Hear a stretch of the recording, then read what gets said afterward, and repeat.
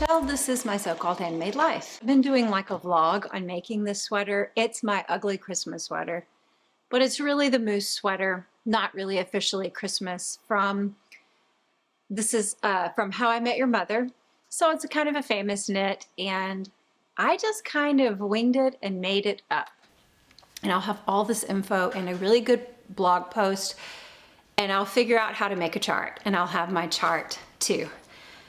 I used as my guide one of my favorite knitting books of all time, especially for making sweaters, Knitting Without Tears, which I've discussed with you is so just so basic looking, but it is so full of wisdom and good ideas and humor.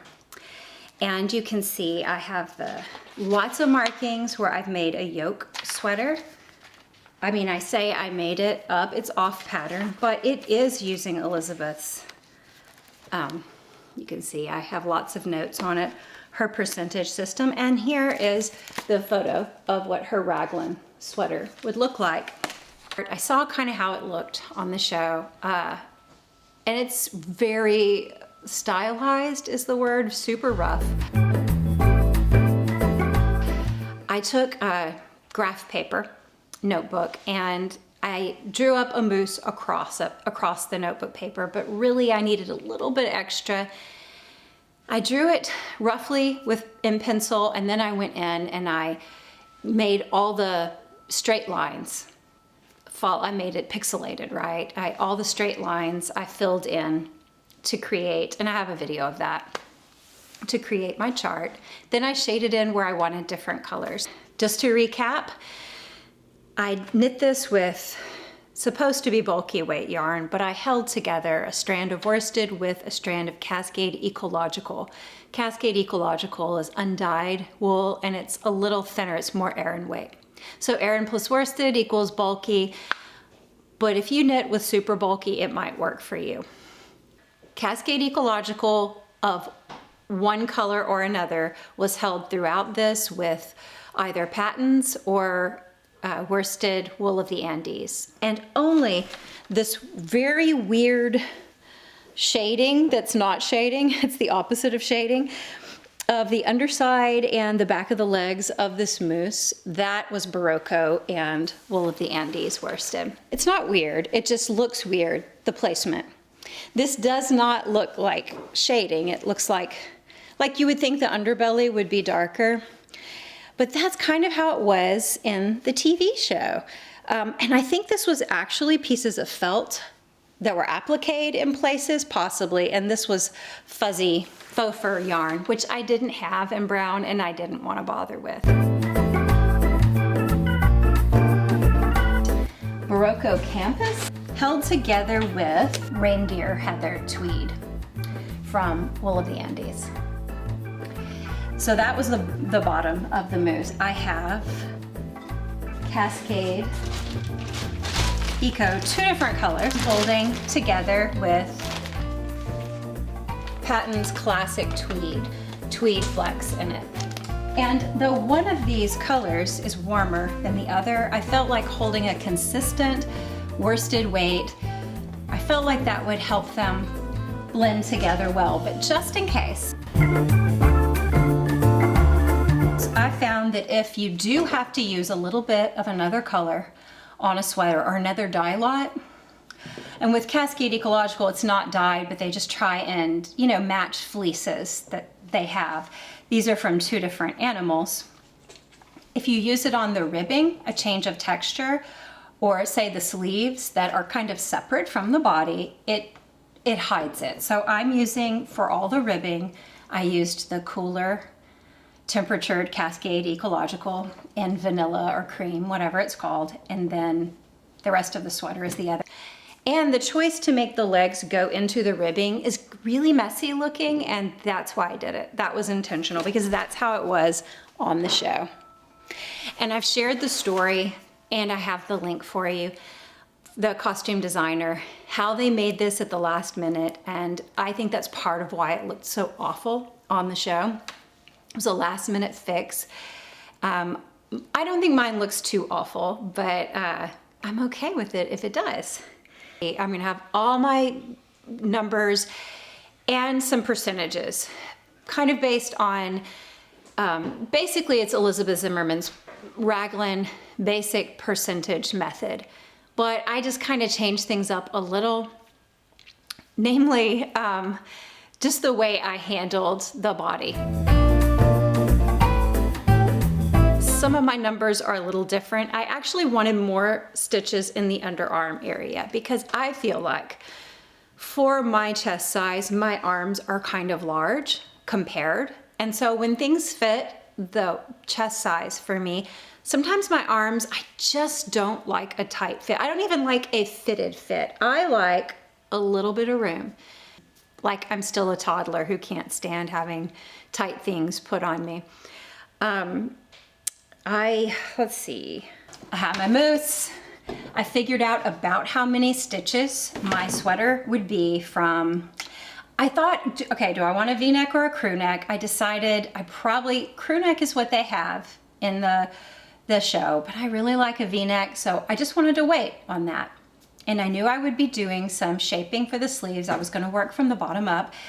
I also didn't want sleeve shaping or neckline shaping to interfere with the Intarsia because I'm not really good with Intarsia and I didn't want too much going on. Because if you have to go back, rip back Intarsia because you forgot decreases or increases for body shaping, it's misery. And I didn't want to deal with that. Yes, see, here's where my arm shaping began, right here, and you can see the last of my Intarsia was up here. So there was like 13 rows of nothing in between the two. I started by making my swatch and I figured out how many stitches per inch, how many rows per inch. I thought I had this all together. Blah. Clearly I don't. This is like my notes on everything in the world I'm interested in. Yet it's not very interesting. Okay, my gauge, it says here, is about 2.5 stitches per inch across and about 4 down. Then I took a sweater that I wanted it to fit me and my husband. I took a sweater that I made for him in the past that I really love the fit of, and he likes the fit. And I measured how many inches around that sweater is. So I just took my number of stitches per inch and I multiplied it by that many inches around, and that was how many stitches I would have all the way around the sweater.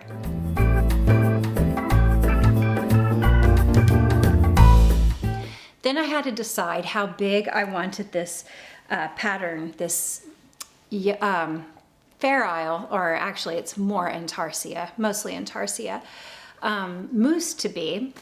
And I worked that out, and my chart, I took my chart and I just kind of chopped it where I was gonna do separate front and back pieces. Now, if this were not Intarsia, if it were all around Fair Isle or just solid, I would knit this in one piece all the way up, which makes it so easy. But I was doing Intarsia and also not sure if I would like how it would look. So, but I wanted it to look like Marshall and Lily's. And so I had a good deal of negative space on the front design. And so I began working from the bottom up, and I chose to go ahead and I went ahead and put the feet into the ribbing, which normally is kind of messy and you wouldn't see in a colorwork sweater, but I did it because that's how it was in the show. It's like fuzzy yarn appliqued over the ribbing. And I've shared the video of the costume designer. They bought some cheap sweaters at Sears, I think, and hired someone to duplicate stitch over them, and she got the dates wrong, and so when they got them, they weren't completely finished, and the costuming staff just went crazy over these sweaters trying to make them kind of sort of. I think that's why they had quite a bit of applique, which makes it even funnier to me how it turned out looking like the perfect homemade craft project gone awry. Anyway, you see I have a lot of negative space to the side of the head of the moose, and then he wraps around to the back, and it's the same on the back. I wanted a good deal of negative space or main color, and you can see there's quite a bit. So I had my yarn all wound up, and I began at the bottom, and I worked up about how many inches of ribbing I wanted. And I marked on my chart just where my ribbing would start, where my ribbing would stop. I shaded in the darker yarn where I would have it, and I marked where the front of the sweater ends. And I just went back and forth doing Intarsia on the front of the sweater. Now, if I had known exactly how I wanted to do the shoulder shaping and the neck, whether I wanted a V-neck or whatever, I would have worked this top down. I began with my ribbing, and I had my little moose feet I worked up, and I didn't use bobbins. I just kind of wound off what I thought was enough yarn in sections. If I could do Fair Isle back and forth for some things, which you can see here that I did quite a bit of right here, which would be this part where there's, you know, just little small areas of white. I did like Fair Isle there and back. When I split my chart in half, I added an extra stitch on each edge. So that could be like selvage, where I seamed these sides together. That was all really went well, really pretty easy. And like I said, I wanted the color work to end before the armholes. But then when I decided for sure I wanted it to be for both my husband and I added like, I don't know, a couple of inches of length, which made this much lower than, say, it would have been about here on the TV show. So I had a 2-inch at least length added, which was great for me because this was about just being a fun sweater to pull on, kind of like Oh My Bear is. That's the kind of thing I reach for over and over again. I cast on 66 stitches for both front and back.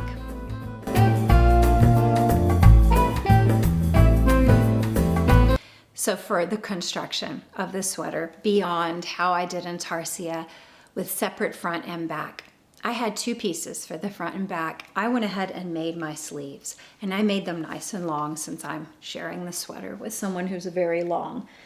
I knit my sleeves to where they would connect at the bottom of the armhole. I started my sleeves from the cuff up. I began with 30 and I worked up to 44, making a few increases. I wanted to have 33% of the body, which is, I think, following her percentages, and that would be 44 stitches. So working up to that from 30.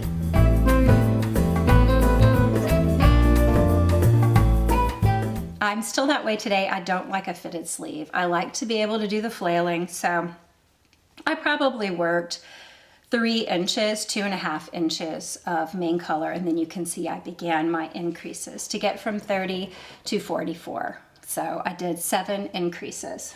For the underarm amounts, I chose 8% of the body stitches, so that was 10 stitches. For the underarm, I have 4 pieces now. I took my number of underarm stitches, which I did 10. If I followed her percentage method, it would have been more like 8, but I wanted a lot of ease and room in the underarm. So I went ahead and did 10.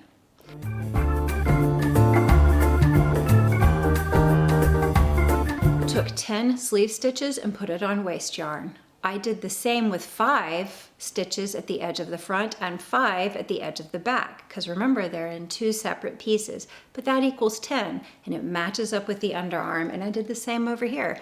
10 stitches on waist yarn and 5 of the front and 5 of the back.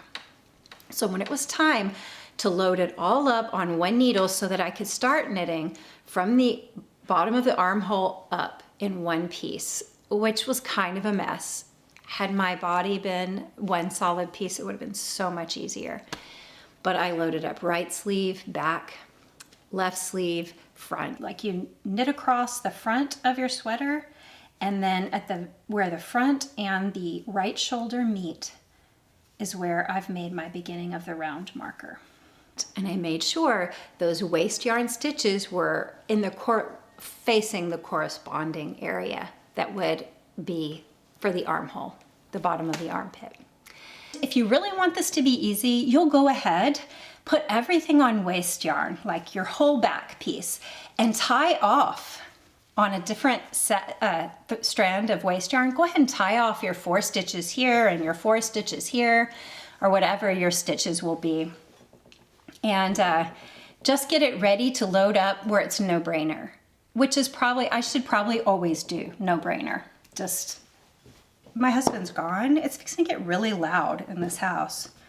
I gotta make use of these quiet moments. I'm gonna knit 1 inch plain of this, and I wanted to show you, before I go any further, attaching these. This is way more complicated than it has to be. You don't have to have 4 floppy pieces of stuff hanging from a needle to join sleeves and body. Most of the time you're knitting the body in the round and it's 1 piece and you're just joining it to sleeves, and everything is just a little more manageable. You're also not usually knitting something that has this mess on the bottom. This reads to my brain as chaos, and I kind of was putting it off, but I thought I'm gonna wait and I'm gonna do it with you guys, just cause. Let's take a look at my Intarsia job before it's knit together. I actually think the front looks great. The fact that mine looks like ill-proportioned, hey, it works for me. I had this project in 3rd grade. We read like folk heroes. I had a report to do on John Henry. And so I really worked, because my older brother, he liked to draw, and I was trying like some shading, and I was really trying to make his muscles like bulge, you know, and show him like rear and back holding a hammer. I was so proud of all of the perspective and the detail. And when I was done, I remember I like pushed it away from me in class, and this little kid next to me said, "What's that?" And I was like, "This is John Henry." And he's like, "Oh, it's good, but why is he doing this?" I was so busy getting those muscles and some perspective that I had done like some sort of Escher looking thing, like John Henry the contortionist. Anyway, I don't mind that the moose looks like I did that. Like the perspective's way off on him, but I just love it. And so I won't be doing a lot to fix that in blocking, like on the legs. The fact that his belly looks like it's sticking out, and rather than, it looks like it's protruding rather than receding in the shadows, I'm great with that. So I'm gonna do 1 inch. Now that I've loaded everything onto the needle, I'm gonna do 1 inch of just straight knitting, which is very easy. And once I get these connected with 1 inch of connection, you'll see this messy, this will be better, right? Because it will be more solidly connected. Then I will be able to go into my raglan shaping. And I'll feel better able to manage the craziness of that with, you know, without these ultra stretched stitches. And later I'll go back in and I will tighten up any edge stitches here that got kind of messy or wonky. So how do you handle ends on the back of something like this Intarsia?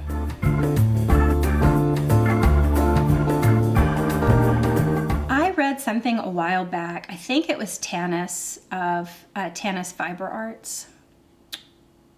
I believe she said sometimes she would take her end and she would just kind of run it through the center of stitches at a diagonal, loop one of these floats, and then run it back through some stitches at a diagonal, like splitting those stitches through the center. And that is a super fast way to manage like your ferrule stranded ends. I believe that for this sweater, I probably, if I followed Elizabeth Zimmerman's pattern or percentages, I think I would have had 8 stitches at the armpit, but I decided to go for 10. I don't remember why I made that decision, except that I like a roomy arm. that fits with ease. One of you, I believe it was Katie, said that one way to make a not Christmas sweater into a Christmas sweater is just to add pins and things to it. She used to make little embroidered and stitched and really cute little, what's the word? Like felt and or applique type pins that were 3D, you know, they had like substance to them. They weren't flat and they were sewn, and adding things that are Christmas themed like that to a sweater, and then you can pull it off at the end of the season. And that's a good way to have a multi-purpose sweater, and or to take something thrifted like we were talking about and make it Christmas if that's all you can find. Another thing I thought about was that you could always do some really easy duplicate stitching, like say it was a Christmas tree pattern on the sweater. You could add just a little dot of color here and there with some of your loose yarn ends, you know, that from something you clipped. You could add colorful little ornaments, a stitch or two of duplicate stitch, and kind of leave it like thrumming on the inside, and or tie it maybe loosely. And then once you're done with the whole Christmas look, just pull them out. I think that's a neat idea for giving a sweater some longevity, and maybe also making something Christmas that wouldn't be. So I could actually do that with this little guy. I could put a wreath. I could duplicate stitch a little wreath around him, or sort of a flower crown that's got some red and green into his antlers or around his head if I wanted. I don't think I will though, because I kind of like the over-the-top graphic, like I said, like cave painting looking look of it. I really like it. So I think that's a really smart idea if you want to make something Christmas-like when you're like me and you have 100 sweaters and you don't need to buy more. Do you guys go all out on your Christmas decor? I really don't. We've always lived in smaller homes, and it can easily feel overwhelming to have too much Christmas. And we've always had multiple pets. I mean, we had one cat, and then we had chaos. So kids, pets, it's just always been a situation. You can see I'm getting a little closer here. It's always been a situation where I didn't want too much stuff and breakable stuff. I have a few nice things, some things my mother made. I just have to have the space to put them out. And this year I've got a lot of plants indoors right now. So I have nowhere to put them that, you know, I don't have little children anymore. I have cats, a cat, and she can get up basically on everything except the top of the bookshelf and the mantle. I thought about bringing in this nativity. My mother made it. It's ceramic. She made it herself, and so it's really special to me, but I just didn't feel like I had room for it, and I didn't want to take a chance of putting it somewhere where I do have room that a cat could knock it over. I have a tree. I have my stockings, and Pam had mentioned those stockings. She started some. I used patterns from Knit Picks, I believe, but I ignored how they said to do the heel and the toe because I didn't want flat stockings just for looks. I wanted them to look a lot like a real giant sock. So they do have a blunt kind of rounded heel and toe, but they can be filled with things. I don't hang them full of things, but I always put them on the table full of like odds and ends and weird gifts for Christmas. The patterning of this raglan will be classic. Like every other round will be a decrease round with a plain knitting round in between. But basically you are just decreasing to a point where your sleeves have enough stitches left to be 5% of the body. It's like you were saying, Christy, ugly to you means sloppy methods, poor quality and poor construction, and you would never want to do that. I think I'm fixing to do it.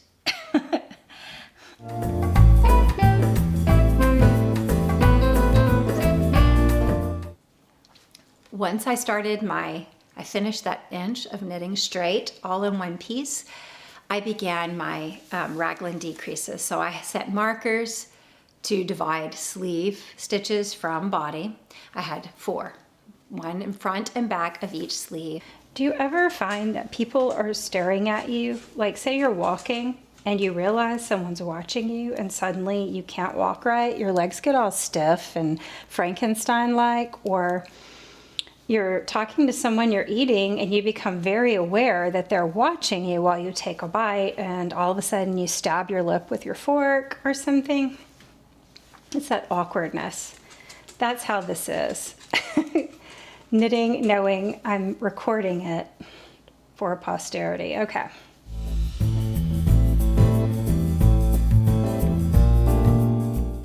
And then I started knitting my decrease rounds, which I had a decrease on either side of each marker.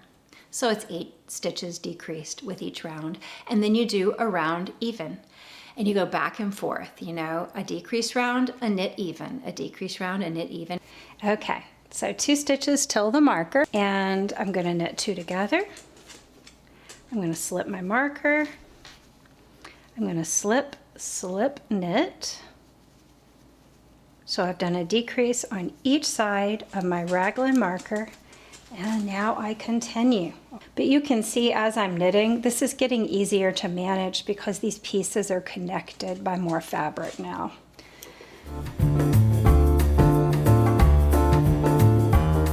And I kept going until I got to about, she recommends about 5% of your total beginning body stitches. I did that. I think I did 8 stitches. She said 5%. For me, that would have been 6, not including the decreased stitches on each side of the sleeve. So I had 8 in between my sleeve markers, my Raglan sleeve markers. And that's when I began my, I would call it like short row shaping for the back of the net. So I finished my Raglan decreases. I decided to do 8 stitches for each sleeve. And at that point of my Raglan decreasing, I would do, after the decreases, I would do 1 more round regular, knitting plain, and then I would start my short row shaping. To recap, 30 stitches on the back, 30 on the front. I've got 8 between the sleeve markers. If you don't include those decreased stitches, it's 6, and that is 5% of my entire body stitches. So that is what I should work to. She has you basically take all of the back and your sleeves plus half of whatever that 5% sleeve stitch amount was off of the front of the body, and work only that for several rows. So I took my Raglan markers that were right here, and I came in 3 stitches here, 3 stitches here. She has you put this on waste yarn. I didn't do that. I just left it on the needle, but I remembered not to knit it or purl into it. And then I started working from here all the way around, doing my normal Raglan decreases. Then I would turn as if knitting flat and purl even all the way around, purl every stitch. And I did that back and forth a few times. I have written down how many times I did it until I had used up most of these sleeve stitches here. No, don't get up, buddy. Don't get up. Urgh. I want his little old bones to get rest. We actually started him on CBD, and he's getting a lot more rest. So 1, 2, 3 stitches of the front. I'm going to put a marker here, and I've worked 3 stitches here. I'm going to put a marker here that completely doesn't match. And now I'm going to start my short rows.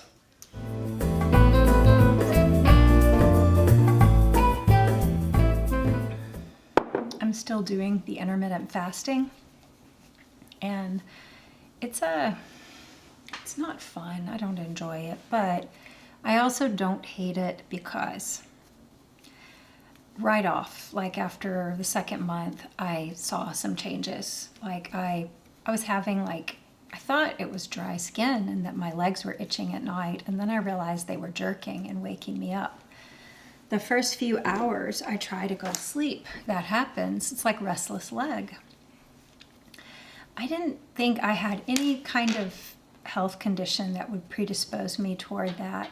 And I looked it up, and it does happen a lot of times at this age.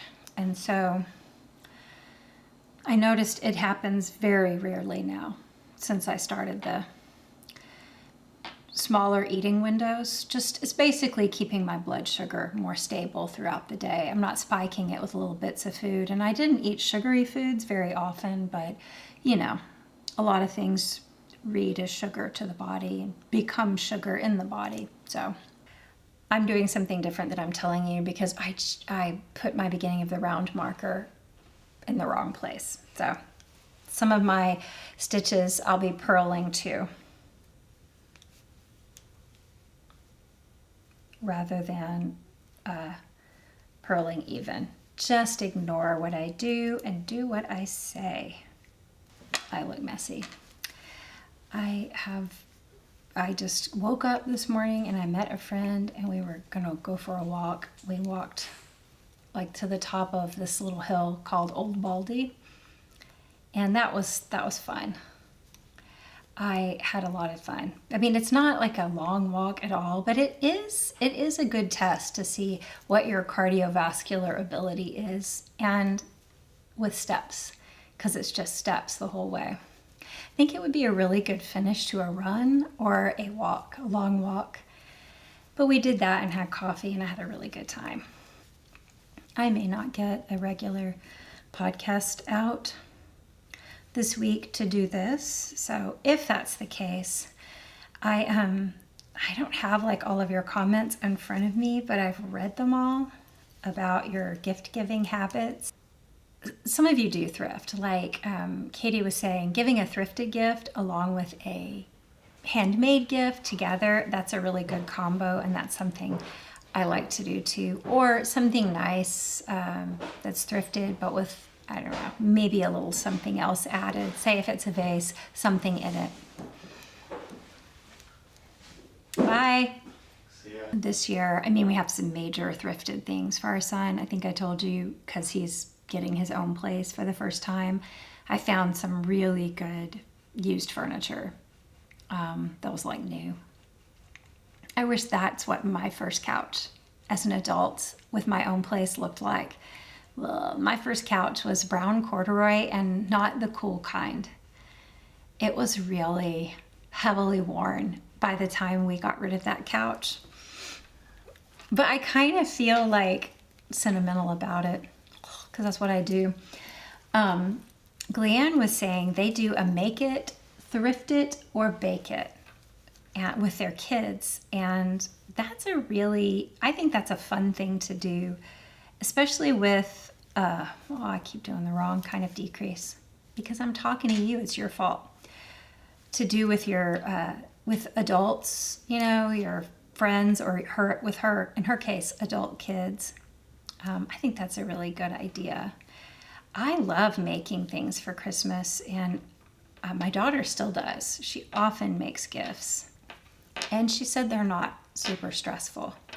I can believe that. When you make something, it's handmade, I think it does. Like, I don't know, if it's a sweater and it needs to fit the person, I don't know, that would be stressful to me. But like, if it's just a fun thing, and even if it flops, I find that kind of fun too. So I've made it all the way around to this side of my short row shaping. So I'm back to this side of the front, and now I'm gonna do a purl row. I just did my shaping on my decreases. I'm now gonna do purl plain all the way around the back again. And you can see we're getting kind of uneven here. So like I said, I'm interested to see what happens with that. Katie actually made stockings for her sister's family, and you can see them on her Instagram. They're so good that she said it was really hard to part with them, and I don't blame her. I would feel sentimental about them. I think they were heavily patterned, and they were just really cute. They look like fun Farrell socks on a large scale, and they are the kind of stockings you can actually stuff with things. So that was a pretty great gift to make. Christy had some Simply Irresistible socks that she's made throughout the year as gifts. They're ready to go, and she wanted to do some hats, but if it happens, it happens. If it doesn't, she's like, whatever. But her son has come home for Christmas, and they are so happy, the whole family being together. She said that's like the best gift for all of them. I think that's really sweet. I think it's really, really special when families get along and like being together. All the siblings. I really wanted that for my family, for my children, and it's really sweet to see how they like to be around one another. They enjoy our little Christmas tradition.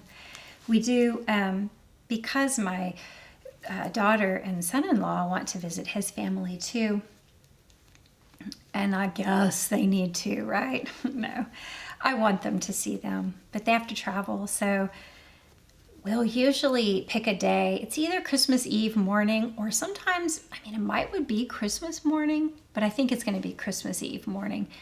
We do a big breakfast together, and we open presents just like when they were little kids. That was our little time as a family before we started making all the rounds,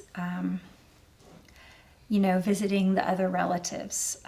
We did a lot of traveling when the kids were young.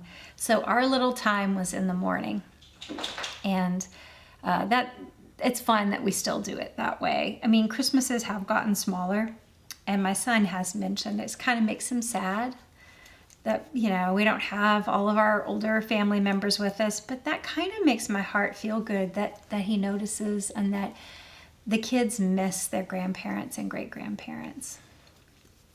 That really does me some good. Jen is always making gifts, I think, for family members.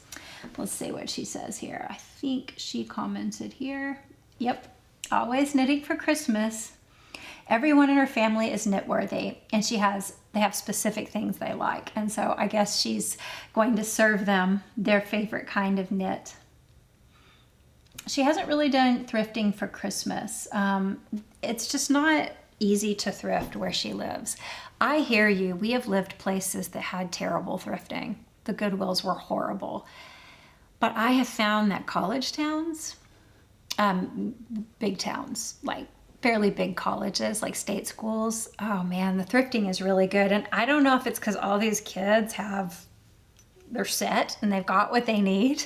I'm not sure what it is, or maybe it's just the economy of the town, but I lived in Denton, and now we live near Austin, and in our city, San Marcos, there is a college here too, a very big state school. So there's a lot of good thrifting for clothing, but also inexpensive furnishings, and I think it's because people are furnishing their first apartment. So I will be watching Jen's Instagram to see what her gifts look like. Okay, so I'm turning now, and I'm doing another decrease round. Well, I know that Virginia is working on a Dayglow orange blanket still. I mentioned it because she mentioned it in the comments, and boy, I think about her wearing this, working on wearing it. It's a quilt, a blanket, so she's basically wearing it as she works on it, and it's like the brightest orange, and I think that is love. That is true sacrifice for a loved one. I hope you're nearing the finish line, because you've only got a couple of weeks left, if that. Hannah was saying that giving thrifted things is a good idea, as long as she feels sure the friends or recipients will like it. But she always doesn't plan to knit gifts, and then at the last minute starts knitting or crocheting something, but actually enjoys the crazy rush of it. That's fun. That's fun. When I think about it, there have been times where I enjoyed making last minute gifts. There's a bit of a rush to last minute, crunch time creativity, especially when it's not life or death, it's just a Christmas gift. especially when it's something fun. I made, I got t-shirts for my, all my family members that have something to do with their pets. I fell for that Instagram ad for, you know, it's like a picture of your pet and then it's got beautiful script with their name and they look really silly. And so I have one for each member of the family, including me, for our stockings because we're obsessed with our animals. I did not thrift that. That was bought. Anna was saying that pretty much everyone in her family has what they need. And like her parents are older, they're okay. They've got what they need. And so they like things like chocolate. But she likes gifts that are just about the sentiment, not really about giving stuff and certainly no strings attached, but she has been donating like what she would use to give, like maybe more extravagant or gifts for family. She's been donating to a local homeless shelter or an encampment, a group that gives to the homeless encampments near her home. And I think that's a really great idea. They do hang stockings every year, and their kids get stockings that Santa has filled with little treats, gifts, you know, art supplies, socks, fun things like that. I think that's sweet. That sounds like what it's all about. My grandparents would talk about Christmases when they were young. It'd be like getting walnuts and oranges, you know? You have those stories and it's so different, even from what I knew.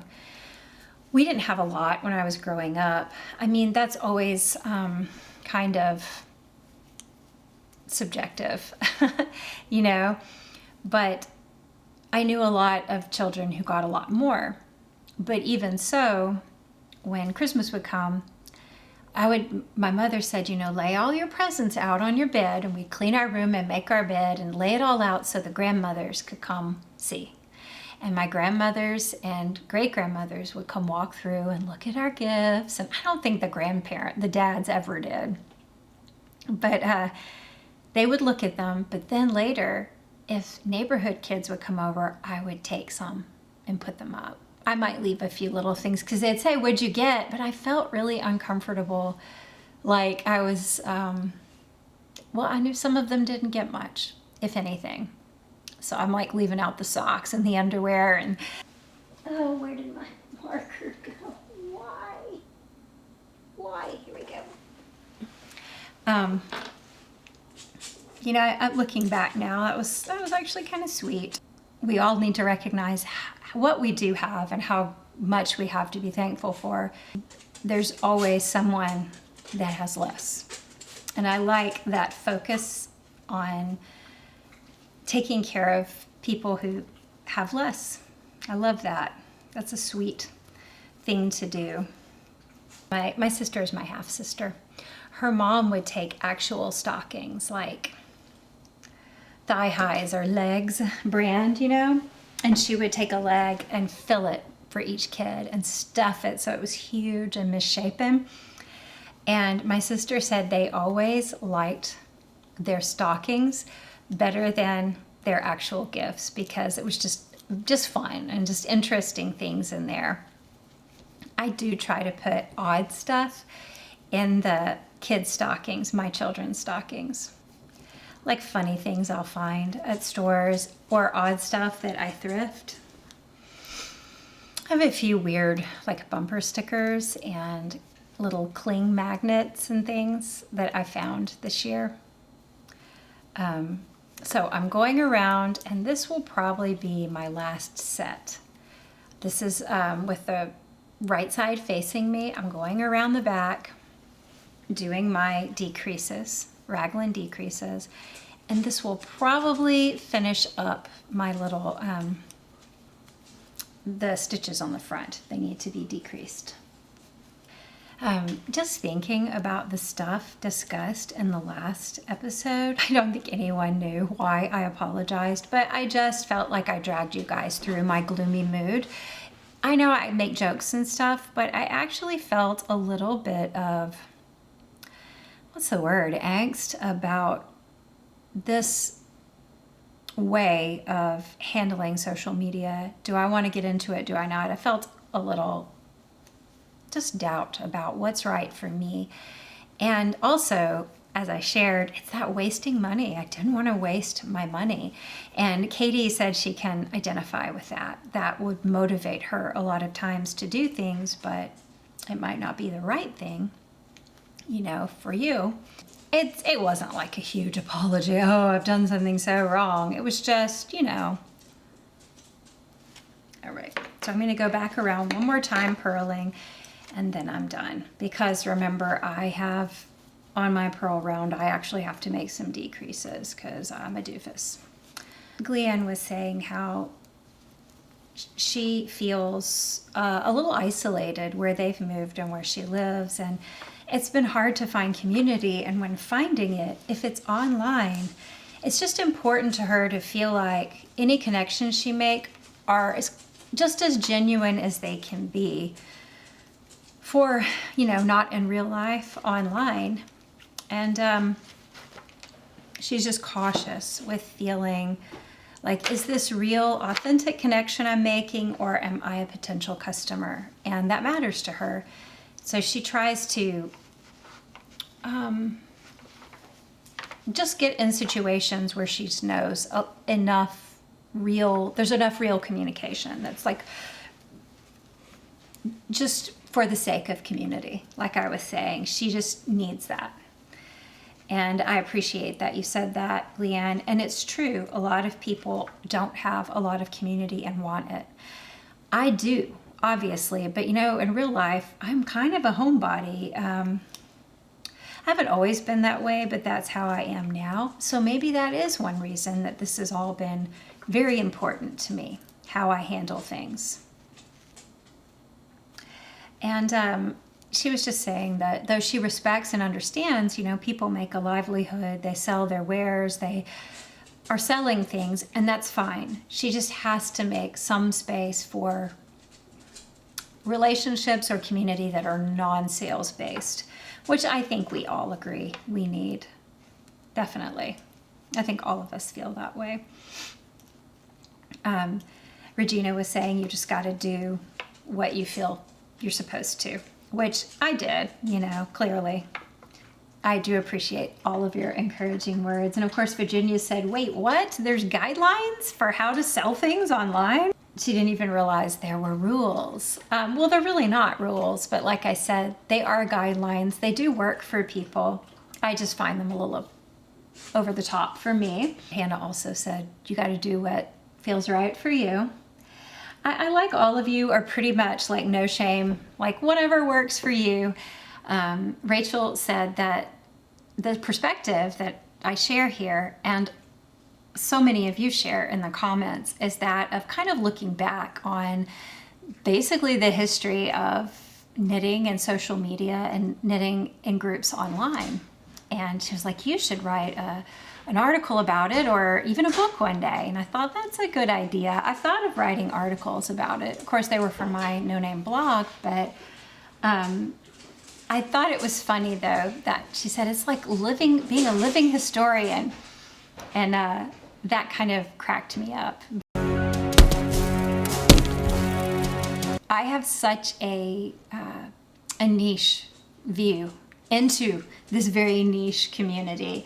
Like, there are so many famous knitting books, newsletters, and sites that lots of people flock to. Everyone knows what's going on there, and I just never go. But I did appreciate Rachel saying, you know, this is a unique perspective here, and it's not just me sharing this, it's really you too in the comments. A lot of you have been knitting for a long time, and you share what you've noticed at knitting events, knitting communities online, or just knitting patterns, indie design, all of that. But then some of you are fairly new to knitting, and you spice it up with, you know, your thoughts. I love that. I love that so many of us are in different places right now with, you know, the craft. It's like the kid in school who says, my art.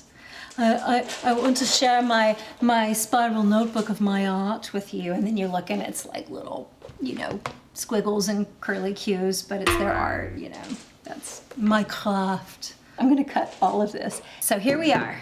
We've got all of our back stitches here, and it goes across the sleeves and a little bit of the front. This is kind of messy. Here we go. And then right here, I have my little old messy front stitches. I have one sleeve stitch now and 2 decrease stitches on either side of it. I went all the way around again. On my next knit round, I came all the way across, and I picked up, she has you pick up a few stitches where you obviously have a length difference between the back and the front now. So like right here, there's an obvious length difference. She has you pick up a few stitches in that. I did 4, I believe, because this is bulky weight. And then you just knit across the side, pick up. I did not know how that would look, but it's pretty much seamless, like you can't even tell. It's just right here, it's this little triangle. Picked up stitches right there. So, I don't know. It was fun to try something new, and I mean, I guess you could say that's sort of old-fashioned way to do it. Really easy though. Pretty mindless for me, except that, you know, I always make little doofy mistakes here and there.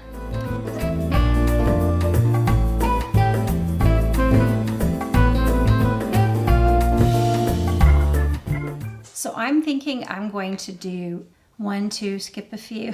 No, let's do 1, 2, skip 1. Okay, so I did 4. Do you have fun Christmas traditions? Like we have the cinnamon rolls in the morning. Cinnamon rolls, bacon and eggs, and opening gifts. And we go around. We either start with the oldest or youngest, and everybody opens one. And it's not super gift focused because most of our gifts are just fun stuff. But we want to see what we get each other because it's often kind of a hoot. I take pictures and I take video, and then we never watch it again, but sometimes I do. And one year, my phone gave me the weirdest slideshow of Christmas images, and it was like all the worst pictures of us ever. And it put music, you know, it'll put music, like sappy music to it, and it was so funny. I did about the same number of rows of 1-1 ribbing on the neck as I did on the sleeves or the hem of the body. It's probably a good size neck. Well, we're gonna see, aren't we? Let me count my stitches. Make sure I have a good even number. Yes, 62 stitches. I usually go down 2 sizes for ribbing. This is more than 2 sizes, but honestly, I'll just knit kind of loose. I always fudge this kind of stuff. So I am going to knit all the way around, knit, purl, knit, purl. I'm gonna do it the same, probably the same amount as I did at the cuff, 8 stitches, and I'm gonna see how that looks. I just feel like this was too easy. I don't really trust that it's gonna work this well. And making time to like take pictures or photos of something slows me down. Also, we had a graduation, and that was really nice to see some family I haven't seen in a long time, and just really neat to think both of my children are officially no longer living with us. That's not neat, but you know what I mean. They're adults. Like, it's been such a, I just feel so lucky to know them, the people they are, to watch how they grew and who they became. And then, you know, it's bittersweet too, because like, I still want us to all live in a family compound together, in a way, till I see a sink full of dishes all the time, and then I don't, but it was really sweet. Okay, last night I finished up my neck and tried it on. Like, I could slip my arms through the sleeves, and of course the front and back were like flaps, kind of poncho style, because I haven't connected the underarm and the sewn up the sides yet, but it did fit. I think it looks great. It's Okay. very cute. You think it looks great? Very cute. Okay. If I go all the way around and not show any flesh there, what does the back look like? Very cute. And I still have to block it out. It's not really meant to make me look pregnant. It's really meant to be just kind of oversized. But I actually like the horrible bulkiness of this side of the moose. I think it, are you filming it? Yeah. Oh, I think it makes it look extra homespun and weird. And the sleeves are a little long for me, which is fine. They're probably okay if you want to wear it, but I'm gonna block it out to be a little more, because I need to block this a little smoother. The whole thing should fit you better. Yeah. And it does fit me now, and that was really all that matters. So. Right. It fit fine.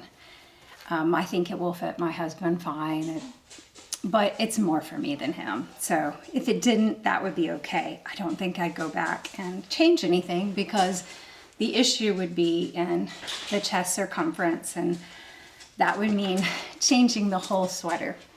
So here is the finished product.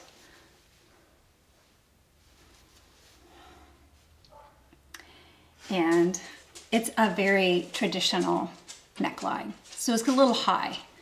I tend to like lower necklines, but I decided to make this like the one in the TV show that is, you know, the inspiration for it from How I Met Your Mother.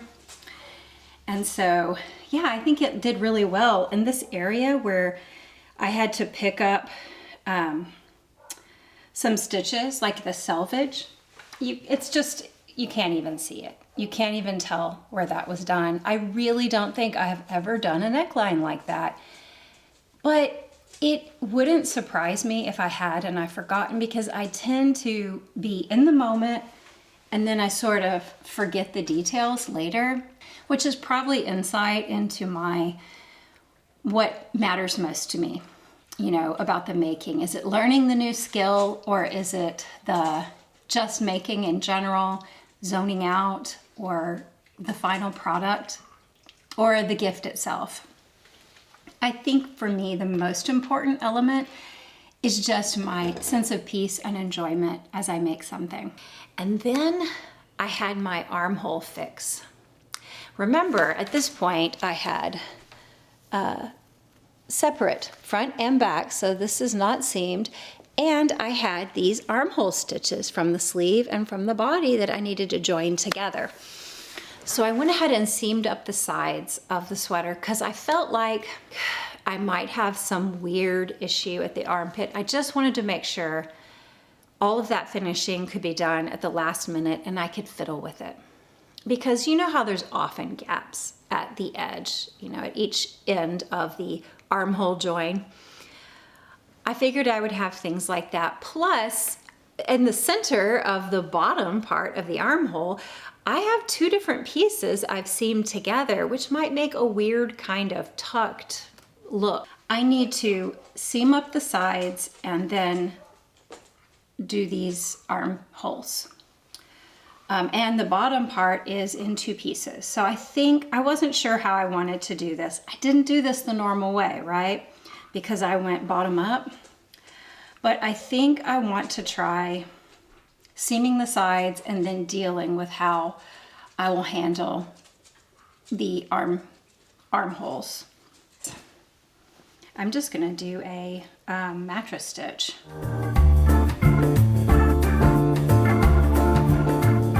I will use my main color for all of this, and then I think I will just use my darkest brown and the Cascade Eco and the Wool of the Andes that were brown that I held together to do all of the body of the moose, and then go back to this other color. I've got my Cascade Eco and patents that I used for the body. I just need a length of this for sewing up part of the side. I'm gonna go ahead and make a little bobbin sort of thing with this. This will be for one part. So I have bottom, middle, top, and I always start my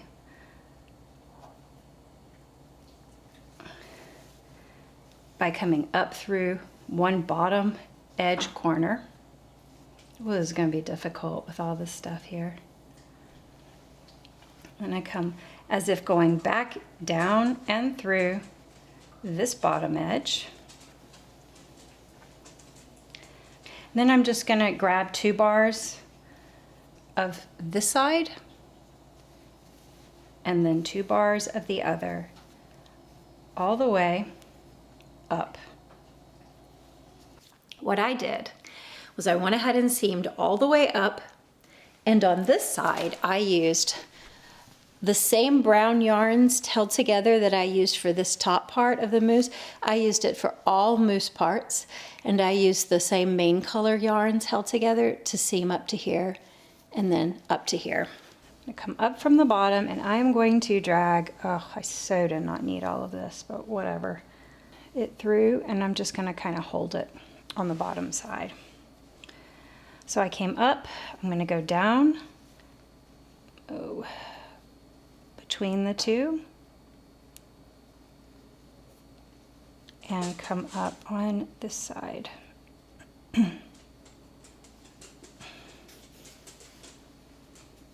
Holding that yarn in place. What a mess. I'm going to link real tutorials for you on everything, by the way. Let's see if we can get to the top, and then I'll figure out how to deal with putting stitches back on the needles.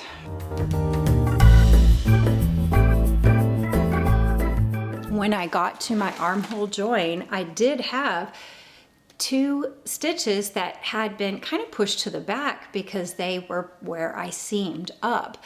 I went ahead and knit them, and it gave me a bit of just a little bit of an armhole.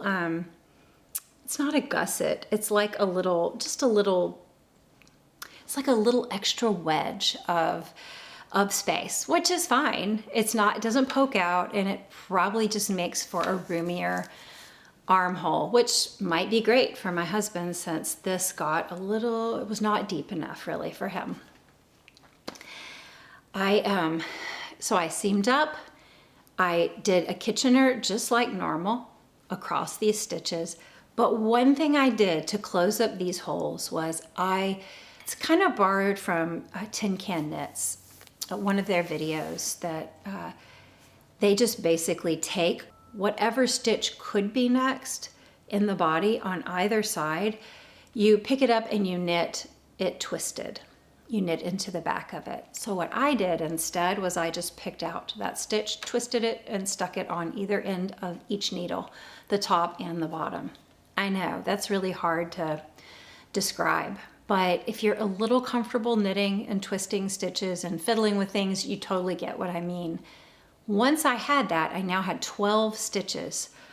I had 10 underarm stitches, and then I've picked up, and these are stitches that are not live. They are already worked. I pulled them, twisted them, and stuck them on each side. I now have 12 on the bottom, 12 on the top. And this is bulky yarn, so I wanted to be careful about how I join these. I wanted them to immediately be joined with Kitchener. I didn't want to go around once and pick up stitches or anything. I wanted it to be immediate. So these are my underarm stitches. I'm going to try something. I don't want to knit around a row, picking up stitches in the gaps, because this is bulky yarn and it will make a underarm that kind of puckers and bulges outward if I do that. I also have these stitches right here where I seamed up my sweater. You see these 2 center stitches? They look weird. And I'm going to pick up a stitch where there isn't one. I'm just going to pick up from some of the yarn on the side before each underarm needles stitches. So I'm going to do one here, and then at the top I'm going to do one on this side and one on that side. So right here, I'm going to take this stitch, and instead of just laying it, I am going to actually take it and twist it. So I'm laying it like normal, and I'm actually going to twist it so that I Kitchener it. I'm going to consider this all the same stitch. I'm going to do that on both sides.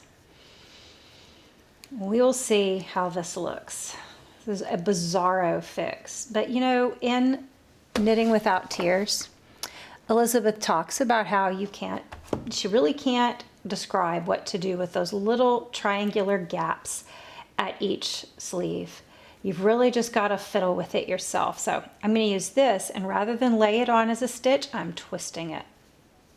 All right, going to do the same on the other side. Let's see if I have already. 7, 8, 9, 10, 11. Yes, I have one, I guess right here. Okay, so I'm going to do one on this side. I'll have 12 stitches on each side. So here is where I would lay it like normal, but I am going to twist it. All right. Don't know what this is going to look like. I really don't.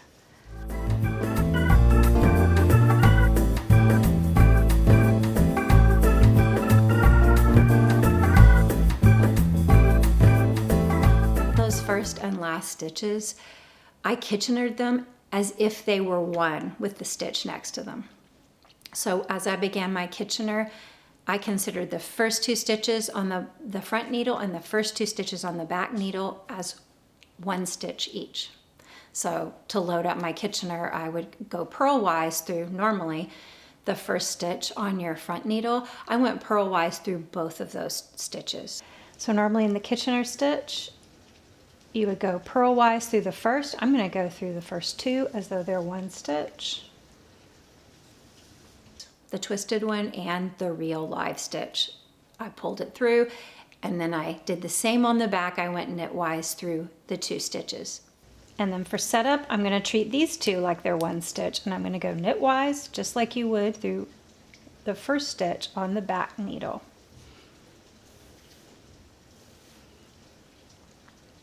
Now, just like normal, I'm going to go knitwise through it and bring it off the needle and go purlwise through the second stitch through the next one. And I'm going to remember the last 2 stitches on both front and back needles are counted as 1s. Then I work Kitchener just like always till the very end, and the last 3 stitches, the last 2 stitches of both front and back, I treated as if it were 1 stitch. So I'm going to go knitwise through this one, drop it, but purlwise through both of these. Pull it through, and on my back stitch, I'm going to go purlwise through the front one, but when I go knitwise, I'm going to drop it off. When I go knitwise, I'm going to go through the last 2 like they're 1. This is the same as picking up an extra stitch and decreasing, except I'll tie them both off here, going through knitwise and through purlwise, and let's see what we've got. Maybe it won't be terrible. And it's perfect. I feel so weird showing my armpits. Like, look. Was it Mary Catherine on SNL? This looks so bright in the screen. Hopefully, I'll darken it if I have to so that you can see. It looks super good. There are no holes. I don't really know what I'm doing here. I was just fiddling with it, but I feel like it's a really good example of how you can just mess with stuff and kind of get it right once you're comfortable, or just trust yourself to eye things. And even Elizabeth, in talking about dealing with the little gaps that might be at either end of where you Kitchener up your armhole stitches, armpit stitches, she's like, I really can't tell you how to do it. You know, just use some yarn, fiddle with it, figure it out. I appreciate that about her.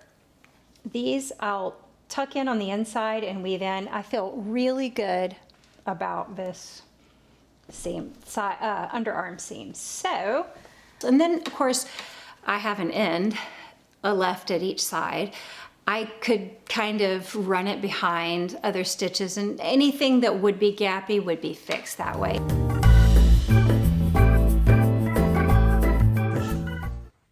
Louder down. And look. Oh, I just showed my belly. Okay. There's quite a few ends where the moose is, but that's it. Yeah? Yeah, Yeah? very cute. Okay, and these are gonna be a little bit longer, so it's gonna fit you. So, just picture me as Stevie Nicks. What is that song we used to do? Rihanna. Oh, no. Michael and I, we would act like she would get so into her spin in the video that she would clothesline somebody. They'd walk up and we would act it out. We would take turns. Hey, Stevie, I wanted to talk to you about, and she'd catch him and clothesline him going, stand back, stand back. And here's my finished mousse. This is pre-blocking because I don't think it's gonna dry in time and I wanna get a post out before Christmas. But you can see I continue the mousse on the back. So I've got Lily's sweater and Marshall's sweater all in one. You can also see that there's quite a bit of space between the armhole and the mousse. I didn't really plan for it to be that way. I honestly wanted the mousse to be right about here, but I wanted to make this big enough that my husband could wear it also. So I added like, I don't know, maybe 13 or 14 rows between the top of the colorwork and the sleeves. Initially, I just wanted the colorwork to stop where the sleeves began, so I wouldn't have to concentrate on too many things at once. So that's why there's a long gap, and it's got kind of a major negative space look, which, yeah, artsy, right? Or possibly ugly. I'm cool with that. Sleeves are extra long on me, which is great. I haven't blocked it. I think they're going to grow, and I think the length might also. My one issue that's perfect for me, these arms, perfect for me. And my weirdo armhole fix worked really well. You know, and I started knitting, and she recommends that you do maybe an inch, depending on how deep you want your raglan sleeve to be. I did about an inch. I now wish I had done 2 inches because I feel like this fits my husband, but I feel like he could have used more depth right here. So, I mean, yeah, we know it's mostly for me. I don't see him wanting to go out in public in this, but just make note if you want, and I would have been fine with another inch. This would have been fine because I was wanting a cozy sweater, but it might be something you make note of. That is how I did this. And when I went to work my ends, I haven't finished, but I worked in every end that would show if I wore it, because that's how I do things. That's the lazy knitter way. So everything at the cuff, anything that's hanging from the bottom, most of those are done, and at the neckline. So if I want to wear this to a Christmas get-together, I can, even though it's not finished. However, I do need to finish it, and I'm going to actually take it off, and I am going to write down how I did it. Mostly, I'm just going to give you the numbers that I used in my chart. If you want to make your own moose sweater, and remember, it's not actually a Christmas sweater, so, you know, it works whenever. Now for my pretty intentional Christmas sweater. It's the Sploder by Albina McLaughlin. I am done with the body and ready for sleeves, which should be a pretty easygoing knit. I have one thing I'm not sure about. I feel that I tightened up in my color work on the back right here. Adding to that, there's some short row shaping after the color work, and I feel like the two have made a bit of a lump. You can see possibly it bulges out, and it shouldn't. I would think that would be normal pre-blocking, but I think the fact that this was a bit tight in back also is contributing to that. So I am going to really block the heck out of this, because otherwise it's just great. Did I have the right side? I did the kind of bind off here where you knit 2 stitches, then knit them together. Now you have 1 stitch left on the right needle, you knit another stitch on the left needle, move it to the right, or move both back to the left, knit them together. Again, one stitch on the right needle, knit another stitch, knit them together, and you do that all the way around. That's what I did. It fits good. It doesn't look like super floppy either as I hold it up. It fits fine. The length is great. I had more Brooklyn tweed shelter in Bird Book than I thought, so I have plenty for sleeves, as long as I want my sleeves to be. I'm just really sweating out that blocking. This is Briggs & Little and Wool of the Andes, and I'm just hoping they'll block out well.